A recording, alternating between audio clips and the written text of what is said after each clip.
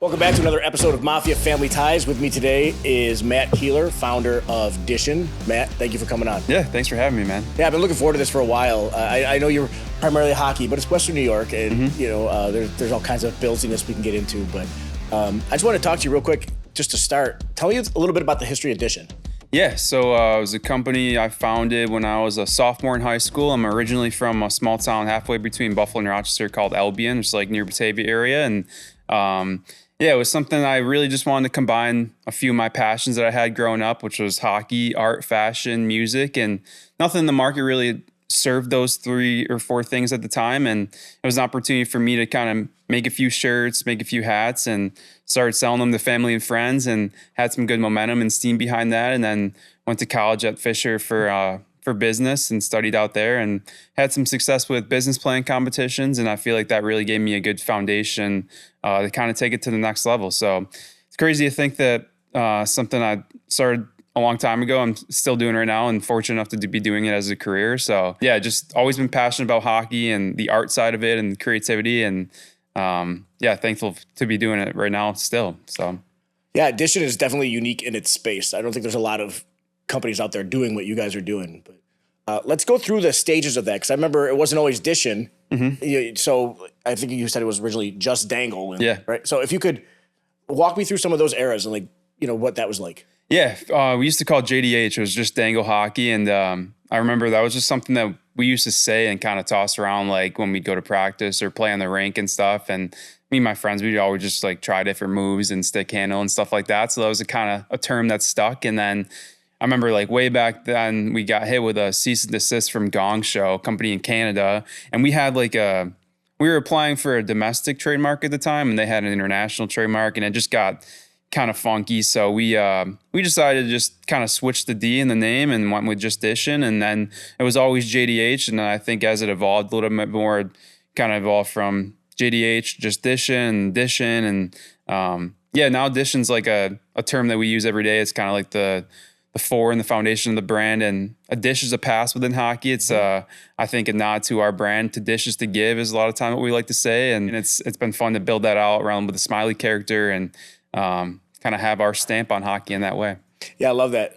So do you still use JDH even though it's only Dishin now? We haven't in a while, but a lot of my friends say like we should bring that back and kind of modernize it. So I'm open to it. We just haven't used it in a while. I know Carson probably has remembered that way back when too. Yeah. I mean, retro so in, right? Yeah. So you have seen phenomenal growth for your brand over the past several years, to the point where pro athletes are just randomly wearing your stuff. What was that like the first time you saw like a professional athlete, hockey player, wearing your clothing? It's surreal. It never really feels normal to me to think about the early beginnings we had founding the brand, and to think where it is right now. And I know too, Del, is like a business owner and entrepreneur in the clothing industry too. Like you have to go through so much to even get to that point. So I think when I see somebody wearing a hat of ours or any sort of apparel like that, I think back to all the people that really helped us kind of get it to this point. I think about our team, what everybody does right now. And for me personally, it's extremely prideful. And it's, I think it goes back to like the relationships that we have with a lot of players and how they really buy into our brand. And a lot of times how, Bills players are wearing a hockey branded stuff. It's pretty cool. And I think with our logo, it's something that's more so like overall fashion focused and forward rather than just a hockey foundational brand. So that's like the future of our brand and company, I think. But yeah, it'll never feel normal. It's always like probably the coolest thing ever. What was the biggest, oh my gosh, moment you had when you saw an athlete wearing your stuff? We had Quavo wear a hoodie like 4 years ago. My buddy Polo was like managing Sweetie at the time, and they were dating for a little bit. And I remember like he gave some stuff to Sweetie, and then like Quavo took her hoodie and like put it on, and he took a picture of her and sent it to me. I'm like, that's insane. And like, that's Quavo. We have like a picture of him in the shop wearing that. And it's like a live photo, so you can kind of like, it's kind of like a video, so it's cool. But no, it's wild. I mean, like it's always cool. Like it's we had Austin Matthews wear a hat a couple years ago, and he wears our stuff quite a bit. We've done some stuff with like Travis Kelce and some different guys too. So that's gross, but go on. Yeah, it's wild. I mean, like just the different range of people that that it can really, get to in a lot of those ways. And you think about how many hats those guys have, and the fact that they kind of go through and pick they want to wear a Dishin hat that day is pretty cool. That's awesome. So you're not going to bring up Ovi? No, Ovi too. That was it was pretty fresh. I didn't even. That picture is so blurry. I'd love to hear like the lore behind that. Kind of how that happened. I have a buddy that works for the Caps that was like, "Yo, Ovi's been wearing a Dishin hat like around the locker room," and I was telling Nick and a few guys in our team, and I was thinking to myself, like, I don't know, there's a few Smiley brands. Maybe there's a different hat that he's wearing because I don't know how he got one or anything. Mm-hmm. And then I was talking to DJ at New Era and looking back, and we sent the Capitals a care package like a year and a half ago. And just like he's randomly wearing the hat now is wild. So that was cool. Very cool. Very cool. You've done a lot of work with the Buffalo Sabres this year, maybe even years prior. How did that start? Yeah, that was something we've had conversations with the Sabres for the past couple of years now, and have really talked about how we can take a collaboration off the ground. I think they saw a big one that we did with the Blackhawks in 2023. That was a really cool project with them, introducing a hockey hype element to their retail store. And that was around the time they got Bedard and everything. So there's a lot of great momentum around the team at the time. So yeah, that was a great foundational collab that we did with them. And I think we've always been thinking about how we could work with the Sabres and take it a step further with them. So we had a convo with them early this year and started to throw around some ideas of what we could do together. And I think one theme of the brand that we were always going back to and one nickname for it was the Sabes. And we really wanted to anchor that around the entire collab. So we started to sketch some different designs and how we wanted that word mark to look, and paired that up with some different saber-tooth stuff that we wanted to do, the three-eyed saber-tooth and some different type and word marks that we wanted to use. So yeah, once we had an official design spread put together, it all happened pretty quick. It was right around December when we put everything into production. And then from there, I think we were just trying to figure out how we wanted to do all the marketing and release everything. So they were great. Everything on the marketing side, they really gave us full creative freedom as far as how we wanted to tell the story, and collaboratively did some really cool stuff with Sabretooth and having him come down from the rafters and did that teaser video. Mm-hmm. And then our team at Legacy House, who did the video of like me as a child on the couch and kind of telling that whole story was so cool. So it was awesome. It was just a dream come true for me, the whole thing, to be able to collaborate with our hometown club, a team that I've loved my whole life growing up and have so many memories around. And yeah, to do it, the timing this year where they break the drought and go into this season where they had no idea that they were going to be doing all this was so special. That says a lot. Having done a little bit of work, with 26 shirts, teams are so careful about obviously their name, their mascots. I mean, the fact that they even let you manipulate the Sabretooth graphic is a huge nod, and it says a lot to how much trust they put in Dishin for that kind of thing. Also, is it your fault that it's Sabes with no E? Yeah, we've had a lot of people say that too. I think when we were going back and forth on that, that's definitely a conversation that we had. It was something where if you're going to have it with an E, you might as well just have the R too. I know like when you're talking it out and you're saying Habs and how they're spelled and everything, I think it's easy to see that. But yeah, when we're shortening it down, I think Jeremy White would even say too, he's been a huge advocate for it on Twitter too. But glad we get to clear that up a little bit. I think if we're going to have a nickname, I think you might as well just like shorten it as much as you can. So I agree. And Buffalo loves its long A's. Yeah. So I mean, we can get there. You've done some work with Dion Dawkins too, as well.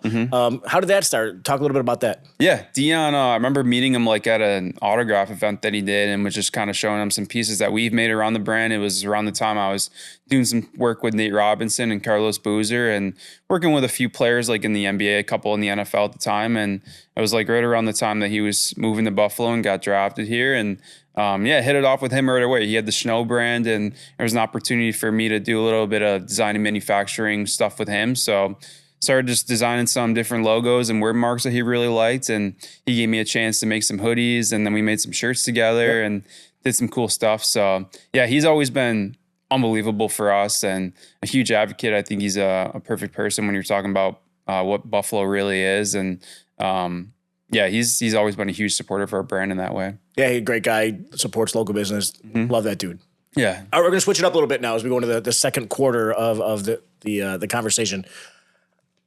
We've been talking so much hockey, but this is Mafia Family Ties. So What's your earliest Bills memory that you have? It's a good question. I think probably my earliest Bills memory is like going to training camp at St. John Fisher way back when and just seeing players on the sidelines. I remember they had like that turf field that they had back when was like really vibrant and bright. I just remember like the burgundy and the maroon, the yellow of the Fisher logo. I just remember like all the signage they had and everything. And my parents bringing me to those early days growing up, like I think like JP Lost and even like a bunch of earlier players before that, just like getting to see guys on the field and stuff. So getting autographs, seeing Billy Buffalo, like those are probably my earliest memories. And then going to games with my dad and him yelling at the TV. Those are probably some of my earliest Bills ones. Yeah.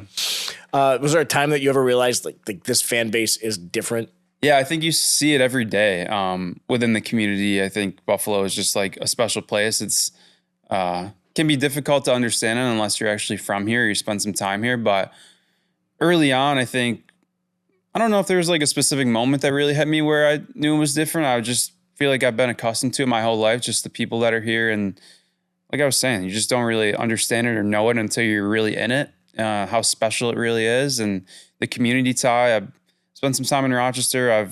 I've lived some different places like playing hockey and stuff. And Buffalo's just always been a place where it just the people seem to really care a lot more. It's really easy to buy into the sports teams here and everything that we got going. So yeah, it's fun. I don't think there's like an exact moment, but kind of feel it every day just being here. Do you get out to a lot of games? Yeah, for sure. Yeah, me and my wife, we have 2 and a third on the way this year coming up. So I didn't get one. Yeah, thank you. I didn't get to one last year, but I'm excited to get in the new stadium for sure. Do you, when you go, do you have any kind of routine or tailgate that you do?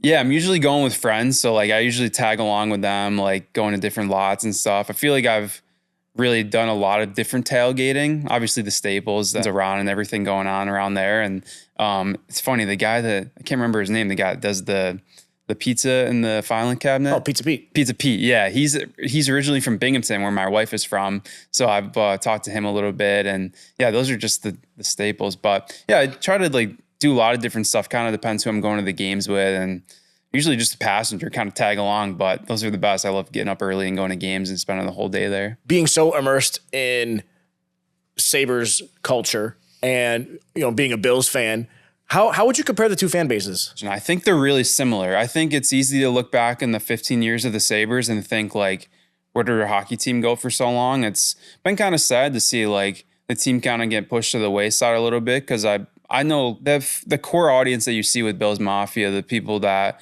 really come out and support the Bills every week, those are still the same people that love hockey and love the Sabres too. So that's why I'm really excited about the team coming up here in the next few years, because those people are already starting to see it. They're already starting to see a team that works extremely hard and people that are going to come out and really want to support them. And even on my street, just like around the playoff run and everything leading up to before that, there's like a dozen Sabres flags, just seeing them out like throughout the community. Just we saw with Tops Day with the logo and everything. Amazing. It's just really cool stuff. So I think a lot of people have like those people, it's all the same people that love the Bills. I love the Sabres too, but I think they were just like so neglected for so long, and rightfully so, like how the team has played and everything. But I think we're going to really start to see like this resurgence of the fan base around hockey. We saw it with the Blade Gang, and just people that are going to tailgate around games and just to get excited about it. We saw a little bit of it with the playoffs and everything too, but I think there's going to be a lot more of that to come, and I'm excited about it. My kids, 22 and 20, this is the first time like in their actual like cognitive lives that the team has really been good. Yeah. And it was so awesome to see them just fall into that fanhood this year. I've been, trying a little bit as they're growing up, but it's not, like you said, for good reason, it's been difficult. But just to see how all these fans, I wouldn't say they're coming back, but now there's something to celebrate and be excited about, right? Yeah.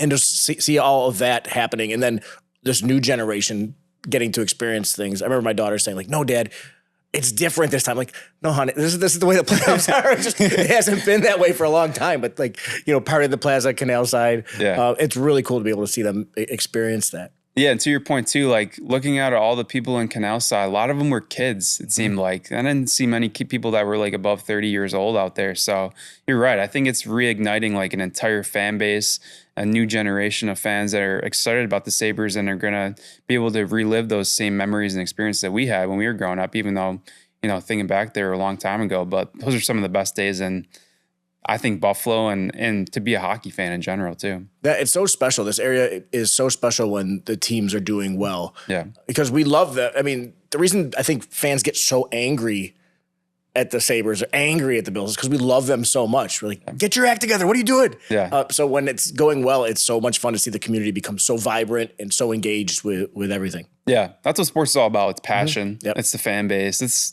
I think anybody that would want to choose where they play football, any pro athlete, or play hockey, like in a market like Buffalo, is, I think, unbelievable when the fan base is really, really humming like that. It's even going those games, like, it's just insane. It felt like the roof was going to pop off at some of the moments. So I actually, there's times I don't want to say I felt bad for the players, but it's like a normal 5-on-5. Dahlin is just bringing the puck up the ice, nothing really special, and the crowd is freaking out because he's just just crossing over the blue line, and I was like, all right, there's a lot of pressure for this young team. One thing that I don't think a lot of people realize is how hockey intelligent our fan base is too. Like, our fan base has a great hockey IQ, and you go to games and you listen, like those little plays at the blue line where it's like you don't know if like they're going to be able to keep the puck in, or like little board battles that guys win, like beating an icing call. It's like little plays like that where the fan base really understands the game really well. I think it's probably a nod to where we are, community tie, like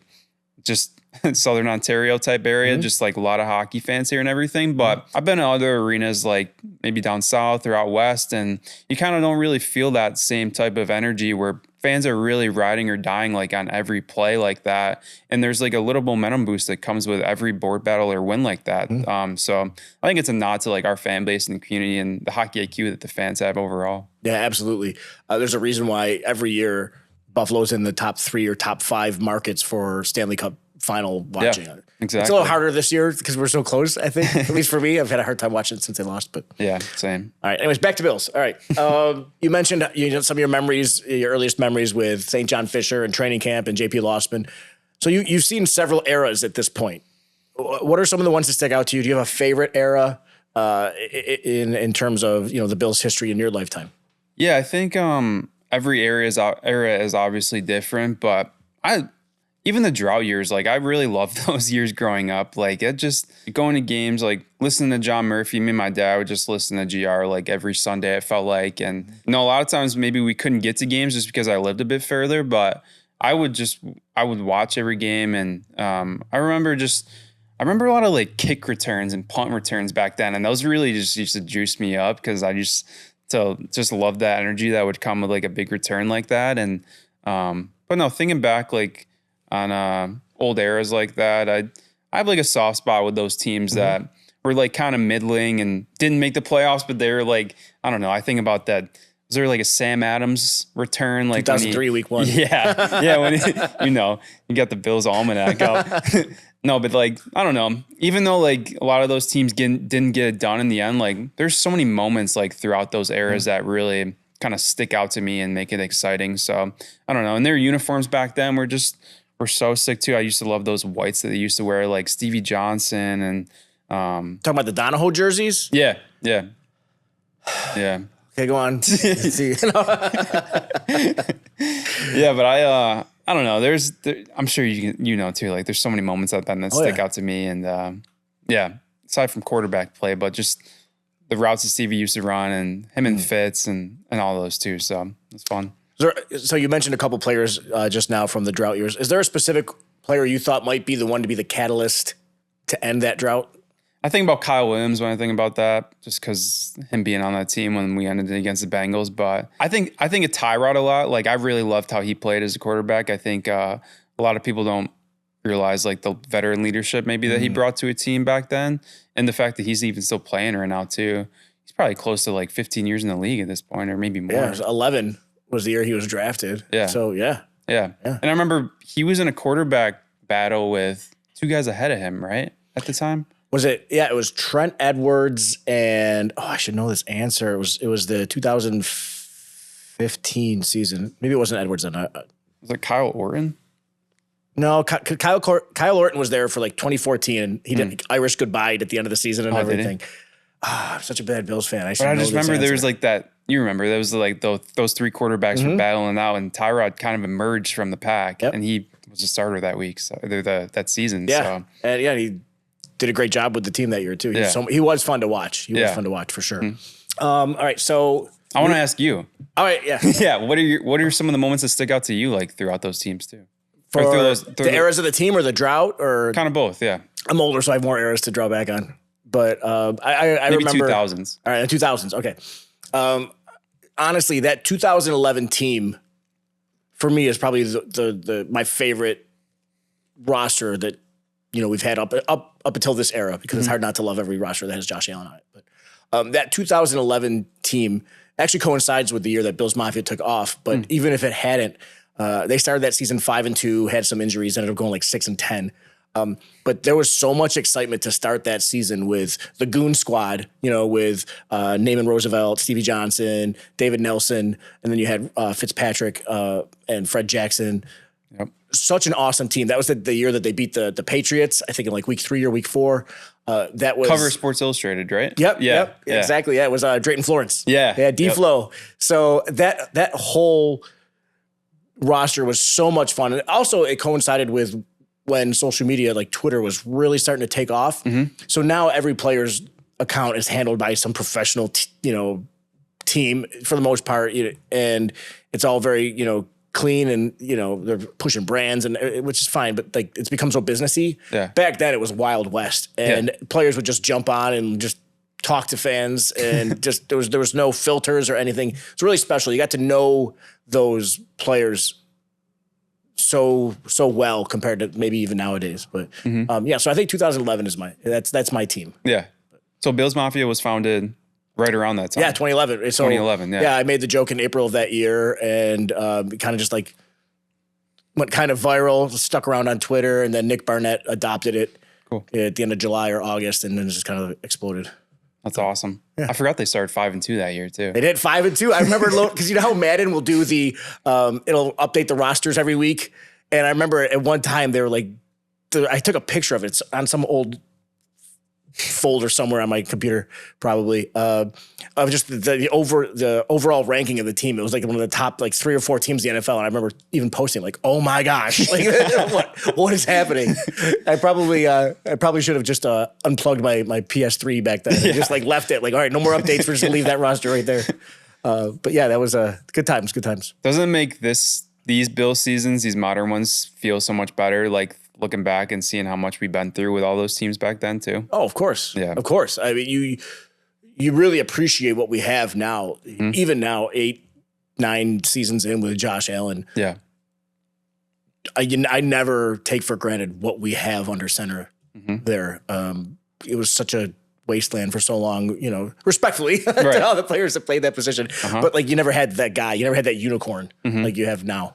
Yeah. So it's something to really appreciate. And every year that goes by, it's like closer to the end. I know. So you gotta enjoy it. Yeah, exactly. Right. So even if they never win a Super Bowl, which man, I really hope they do, even if they don't, like so grateful for this experience that we've had, because I'll take getting my heart broken every year in the playoffs over just being despondent in November because the team is so bad. Yeah. It's all about the journey, right? Do you ever think about that too? Do you ever think about like you got to think someday they're going to win a Super Bowl. Do you ever think like when they do that, it's not going to feel the same as what it does right now, just like all the lead up to it? Or do you think it's going to feel like as good as it will when you think about them winning a Super Bowl? I think about that a lot actually, but there's like this wall in my mind that I can't see past. The team winning a Super Bowl or the Sabres winning a Stanley Cup. I can't see what it would be like. It was great, and I always feel like we disrespect the Bandits by not talking about, their dynasty. Their dynasty, literally, all things being equal. Football and hockey. A championship would absolutely change this city. Yeah, and I don't know for good, for bad. I have no idea. We're gonna have to hopefully someday find out, but. Yeah, it is going to be like finally being able to have scratched that itch. But we'll see. It'll probably be good for a season or two, and then we'll get spoiled. And I think we're already spoiled already, to be honest with you. Yeah. In a lot of ways, even though the Bills haven't won that championship, I still think that we as fans are spoiled. Like we expect a Super Bowl championship now. And so It's just a weird dynamic. They could probably write books about it. They probably have written books about it. Yeah. I know. I think about that a lot too. It's just like the journey is what makes it so fun, I think. And sometimes I think about when they do win a Super Bowl, what's it going to feel like? Are we going to feel like, oh, now they got to win another, and now they got to go for 3? It's like, I don't know. I think the lead up to get one is really what it's all about. And they're got to think they're going to get one. It's just trying to enjoy it right now as much as we can. Yeah, the law of averages demands it, but we'll see. Yes. I don't know. Yeah. There's still teams like the Browns out there defying all It's their. true. But that's mean for me to throw shade. But it's the Browns. All right, so we're gonna jump into the fourth quarter here, presented by William Attire Law. Favorite player growing up? Hockey? Sure. Or anything? Yeah. Favorite athlete growing up?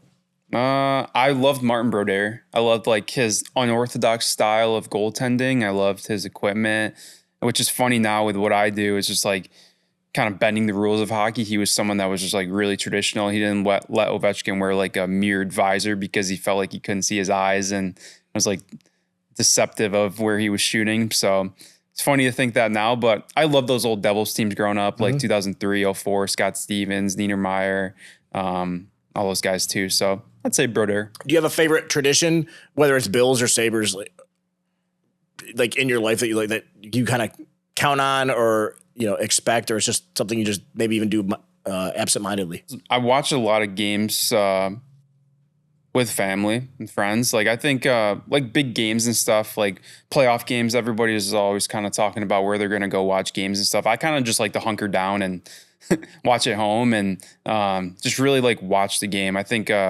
maybe a tradition is like always listening to the broadcast or listening to like, the Bills radio and stuff like that. I like just being immersed in the entire experience of the game like that. So I don't know if I have a super traditional thing that I do. I'm not really like superstitious. Maybe like every game I watch is kind of different like that. Just maybe because I watch a lot of them. But I try to keep it the same as much as I can where I'm watching them and kind of how I go about the routine of it, listening to them and whatnot. How much hockey do you watch a year, do you think, in terms of hours? That's a good question. I should probably track it.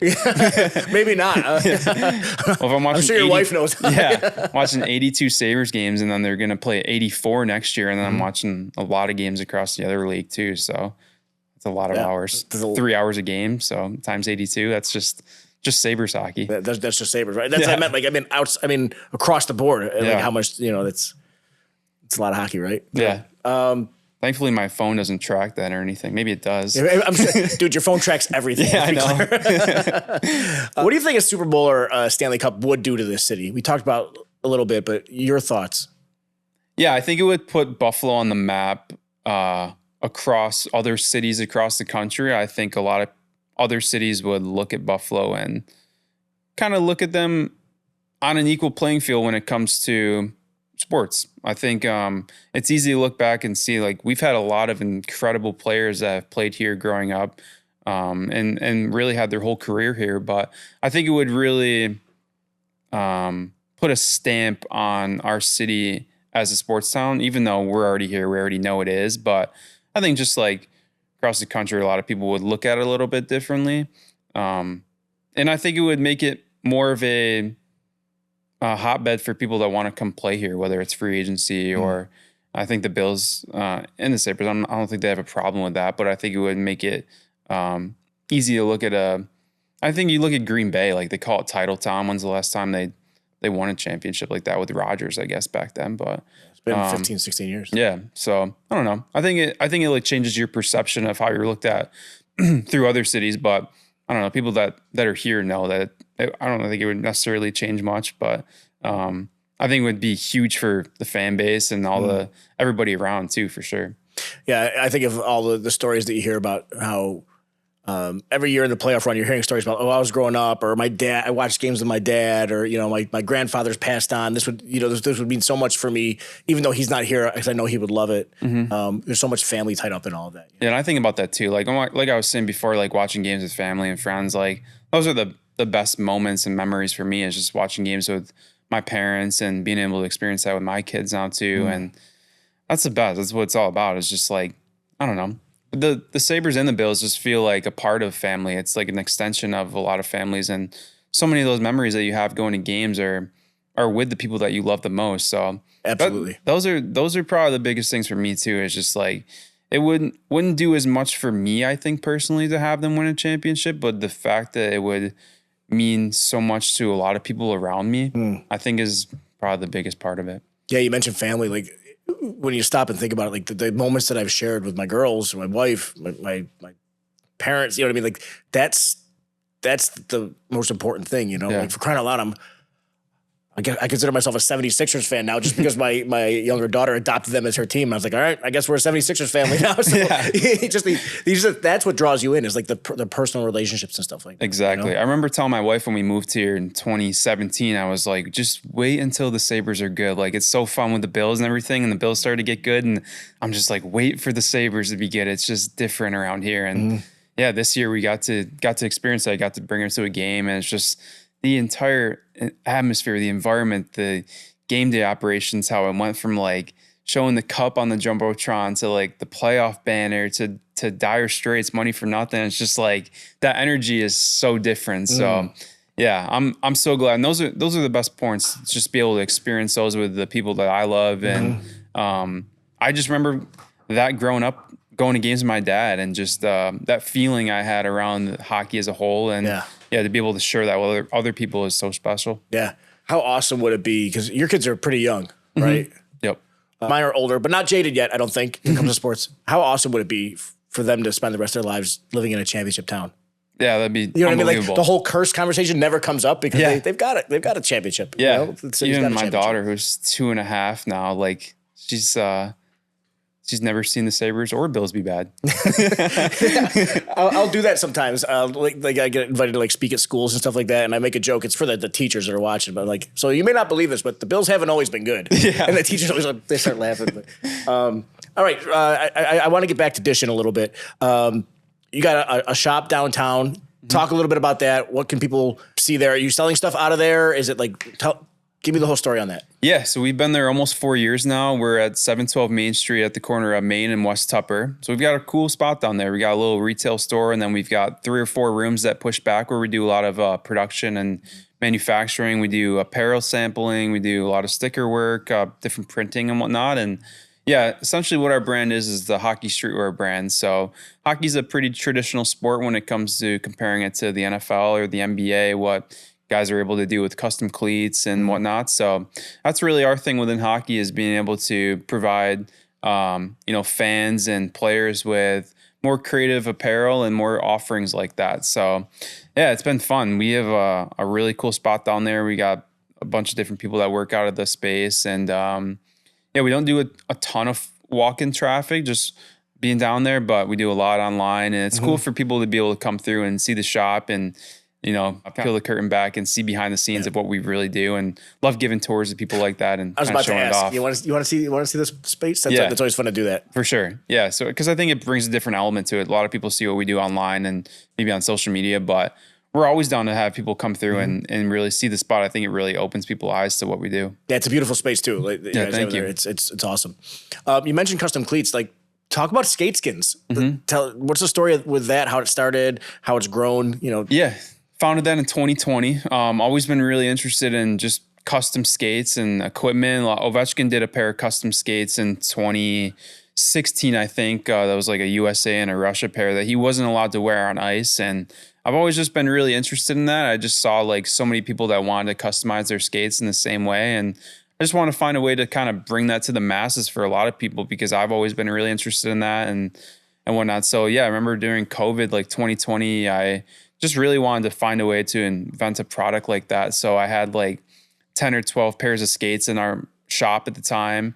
And I was just like playing around with different materials and adhesives, and all of rinks were closed at the time. So I feel like I had like a product I was really comfortable with, but I didn't have a way to test it because it was during COVID. So I was putting like my skates in the freezer and putting them in the bathtub, like underwater, to test the adhesive and everything. So felt comfortable with where the product was at. And then we launched the website, and it's been fun. We've had a lot of great momentum and success with the brand up to this point. We made our NHL debut last year with the Flyers for Hockey Fights Cancer. So that was really cool. All the Flyers wore skate skins during warm-ups, and then they auctioned them off. And they were really cool designs that we did. The flyers worked with local cancer pediatric patients in Philadelphia, and they were able to like design and draw all the flyers logos. They were able to put like cool phrases on there and everything. And they had all those kids on the bench, and they got to see their artwork on the skates and warm up. So that was a really cool moment. We all went out to Philly and saw the game, and yeah, it was just a really cool milestone for us to see a product that we invented just on actual ice like that. Yeah, it's awesome. As somebody who's watched this grow, you know, for the past 10 years, I know it's been around longer, but I've seen it grow for 10 years. As a fellow Buffalonian, I'm proud of the work you've done. I think it's amazing. Thanks, it's cool to say that, you know, Dishin is from Buffalo. That's really. I owe a lot to you, man. You probably remember too. Like, remember when I reached out to you just randomly in like 2012, and I just really had always admired what you do. And you met me for lunch at the Lunchbox at the Tri-Main building. You remember that? I remember that. Yeah. Me and Ben went with you, and that was so cool for me, man. That really fired me up, and it just gave me a lot of momentum, and just like, I don't know, because I wasn't doing this full time. I've always wanted to, but you know, trying to find a way to make that happen. And you were someone that I've always looked up to in that regard. And that was really cool that you gave me the time of day to just sit down and kind of allow me to pick your brain on that stuff. And you, even from there, like allowed me to make New Era hats. You had like a New Era plug. You remember those? I forgot all about that, dude. Yeah. So those were New Era hats. Shout out to Billy. Yeah. Billy Ruck. Yeah. I've always wanted to make some New Era hats like way back when. So you were like, dude, forgot about that. Yeah. You're like, if you need any, let me know. So you sent me the tech pack, and I was able to design it, and I sent it back, and we made like 30 of them. So thank you for that again too. My pleasure. I forgot about it. So I totally forgot about it. It's awesome. Oh, great. Well, good stuff, man. All right, we're going to jump into overtime now, and we're going to do some wing talk. Cool. Brought to you by William Attar. We'll start with the most obvious question. What's your favorite wing spot in Western New York? I would say Wing Nuts. Wing Nuts and Barbell are up there, but I would say probably Wing Nuts, yeah. All right, so what's your favorite? I know Wing Nuts has a couple different offerings. Do you have a favorite sauce? I'm a simple man. Signature sauce. Signature sauce. Yeah. All right, you like the signature. All right. I'm not a huge hot guy. Yeah.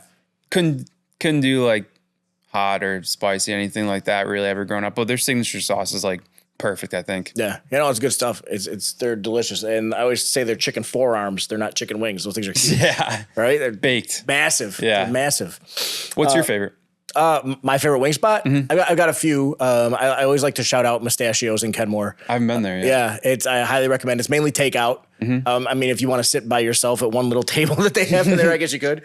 But I'm a big Mustachios guy. But, you know, it's really hard to find a bad place in Western New York. They exist. Yeah. But it's really hard to find a bad wing place. But a big Wing Nuts fan, huge Wing Nuts fan. That's one of the places that when people are in town, sometimes I'll take them there. I'm like, this is not like a normal buffalo wing, but I'm taking you here anyway. Yeah. And then if you want to try a normal buffalo wing, we'll do something else later. But like, you got to try these. These are amazing. Yeah. Have you guys done any wing merch? We did a collab with Wing Nuts last. That's right. Few months ago. I saw some. We made stuff some at the plushies for them. Yeah. That were really sick. We took their Wing Nuts character and made some plushies for them. And then we did a couple shirts, a couple hats too. So yeah, that was cool. That was the only wing merch that we've ever done though. Yeah. Yeah. That's a good company to work with. It's a good restaurant to work with. You know, sure. They're kind of nationally well known now. Right? Yeah, and they have a really cool story too. How they were founded, Knights of Columbus. They kind of took it over and took the recipe, and they've always stayed true to that kind of formula. So yeah, I remember being a Kenmore guy. I remember going to Knights of Columbus in the basement. Oh, really? To get those wings and everything. That's cool. And I remember telling my wife, "Just trust me. We're just gonna try it." It was probably pretty underground back then, right? Literally. Yeah. Literally, it was in the basement. Yeah. But yeah, it wasn't until I think Big Cat stumbled into them like 5-6 years ago that it exploded for them. Yeah, for sure. So hey, Matt, thank you so much for coming on, man. Really, it's been long overdue having you come on. Yeah. Great conversation, and I appreciate the time. Of course, thanks for having me. Absolutely.